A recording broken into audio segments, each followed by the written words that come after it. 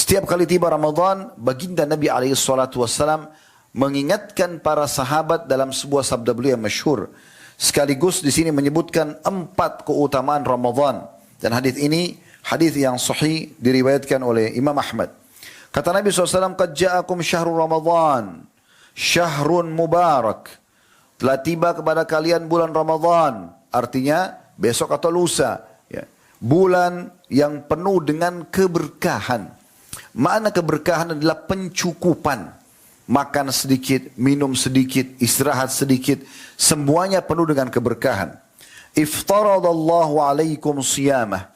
Allah telah memerintahkan kalian dan mewajibkan untuk berpuasa padanya. Fihi yuftahu abwabul jannah. Ini keutamaan yang disebutkan. Yang pertama dalam hadis ini ada 4 keutamaan. Padanya dibuka semua pintu-pintu surga. Maknanya selain bulan Ramadan tidak dibuka. Jadi kalau seandainya kita lewat di sebuah kampus dan kita atau sebuah kantor sedang membuka pendaftaran, kemudian kita lewat dan hanya mengatakan saya ingin kuliah di kampus ini atau saya ingin bekerja di kantor itu tanpa mendaftar, bagaimana bisa kita masuk ke sana?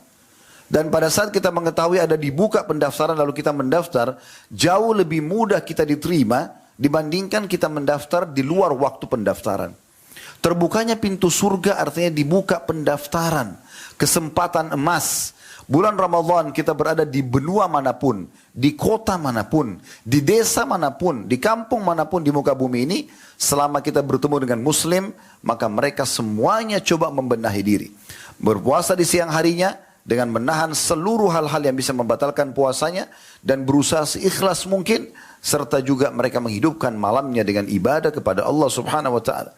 Kalau orang masuk Ramadan tidak jadi baik, maka kira-kira kapan dia akan jadi baik? Dibuka pintu surga, kesempatan emas untuk minta. Sebagian ulama hadis mengatakan maknanya seperti apa yang tersebutkan. Artinya pintu surga sedang dibuka. Dan kira-kira teman-teman, untuk apa dibuka kalau kita belum bisa melihatnya dan masuk ke dalamnya? Jelas maknanya adalah silahkan mendaftarkan diri di sana. Kemudian yang kedua kata Nabi SAW, wa yughlaqu fihi abwabu jahim. Ditutup semua pintu-pintu neraka. Artinya kesempatan untuk masuk ke neraka sudah tidak ada. Karena orang memang dibuat oleh Allah SWT risih berbuat dosa di bulan Ramadan. Bahkan orang yang tidak pernah amar ma'ruf nahi mungkar pun di luar Ramadan. Kalau melihat ada orang yang tidak puasa di Ramadan, atau tidak sholat, atau terbuka auratnya, dia tersentuh untuk menasehati saudaranya itu. Karena memang di sini pintu-pintu neraka ditutup. Artinya orang Allah gerakkan supaya tidak mau berbuat dosa.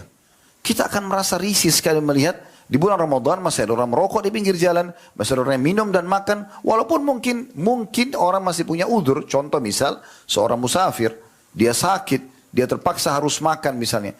Tapi tetap saja ada perasaan yang muncul dalam hati kita, sifat untuk amar ma'ruf nahi mungkar, menyuruh pada kebaikan dan melarang kemungkaran, karena memang di saat itu ditutup pintu neraka. Artinya tidak ada perasaan dan keinginan untuk melakukan perbuatan dosa yang bisa membawa ke dalam neraka. Dan ini kita bisa rasakan semuanya. Kecuali orang yang betul-betul dikuasai oleh hawa nafsunya, dia tetap menggunakan Ramadan justru untuk masuk ke dalam api neraka.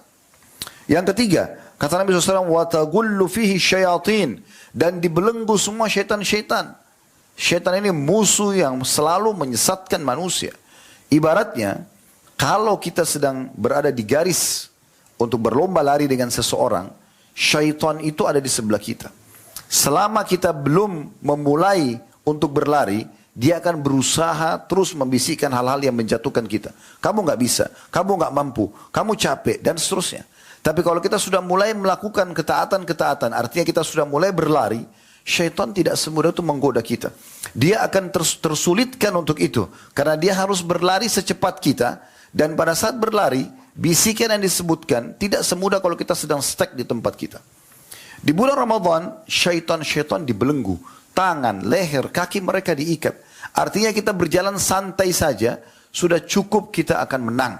Apalagi kalau seandainya kita berjalan kencang, kita berlari kencang. Sayangnya, pada saat tiba Idul Fitri, banyak di antara kaum muslimin, lisannya mengatakan Alhamdulillah setelah 30 hari puasa. 30 hari sholat tarawih, membaca Al-Quran, menjaga zikir, menjaga diri dari kemaksiatan. Tapi alhamdulillahnya bukan karena dia siap mempraktekkan ilmu Ramadan itu. Kita sedang berada di sebuah lembaga pelatihan atau training terbesar di dunia. Langsung trainernya sang pencipta Allah, stafnya para malaikat. Dibuka semuanya pintu-pintu kebaikan-kebaikan. Dimaafkan semua kesalahan-kesalahan. Maka kesempatan emas kita untuk menjadi orang yang baik. Dan kalau tiba Idul Fitri, kita mengatakan Alhamdulillah harusnya karena siap mempraktikkan ilmu Ramadan itu. Puasa lagi sunnah, kita sholat malam karena kita sudah terbiasa bangun di waktu sahur, membaca Al-Quran dan seterusnya. Tapi ada sebagian orang yang keliru. Lisannya mengatakan Alhamdulillah pada saat Idul Fitri bukan karena itu.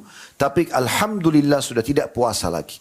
Alhamdulillah sudah tidak lagi sholat malam. Tidak lagi baca Quran. Bahkan Alhamdulillah sudah bisa lagi berzina, berbohong, kembali pada dosa-dosanya. Yang di bulan Ramadan bisa membatalkan puasanya. Sebulan dia di training untuk itu.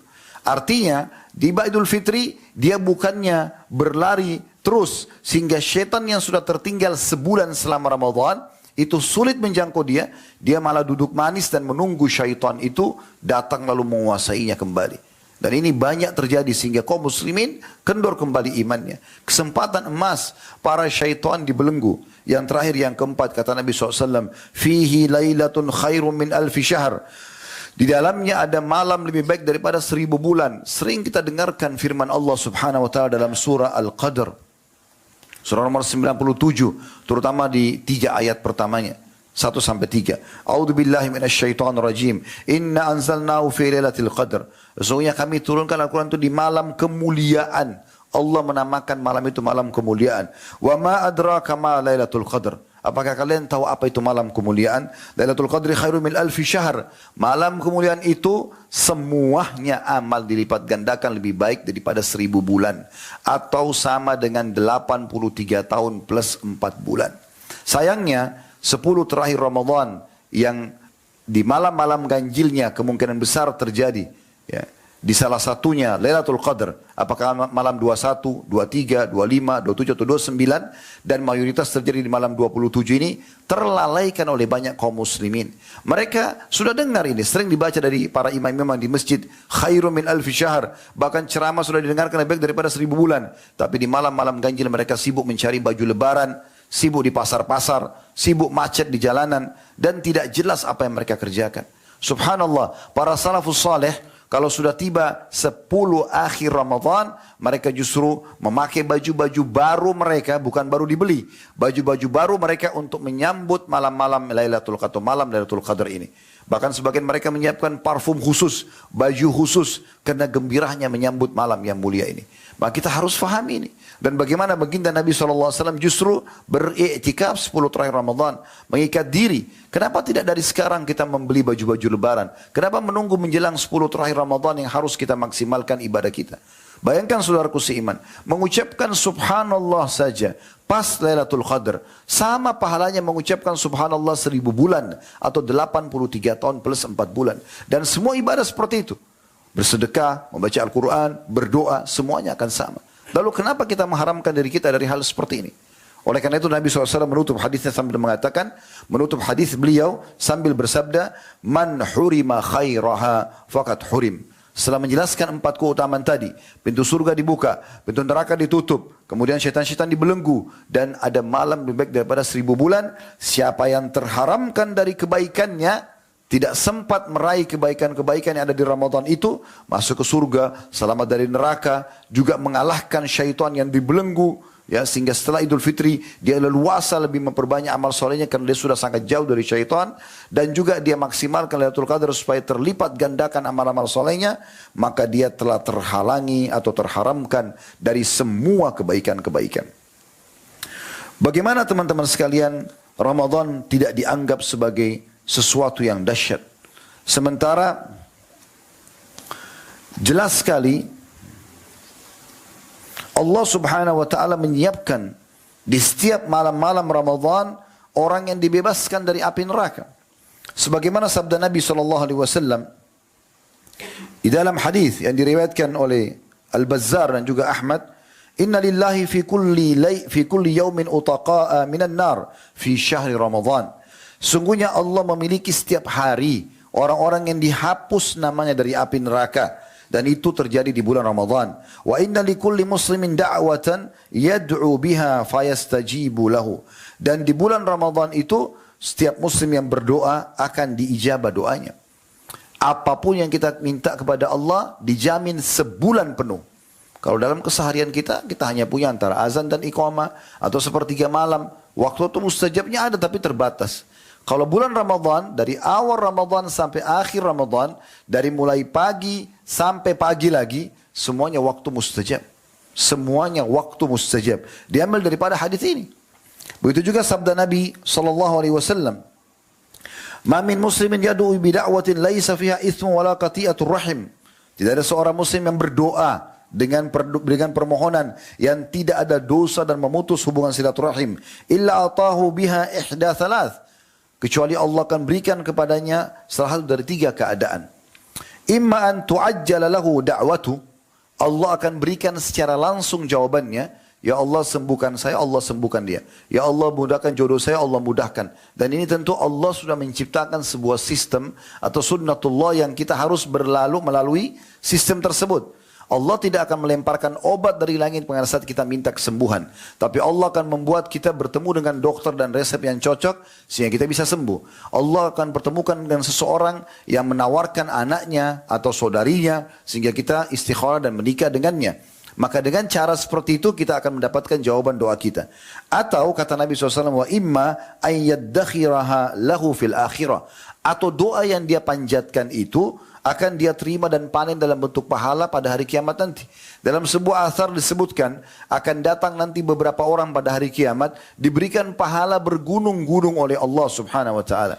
Lalu mereka sendiri bingung dari mana? Mereka bertanya, dari mana pahala-pahala ini?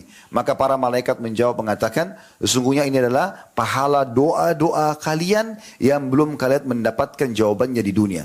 Jadi tidak ada yang sia-sia.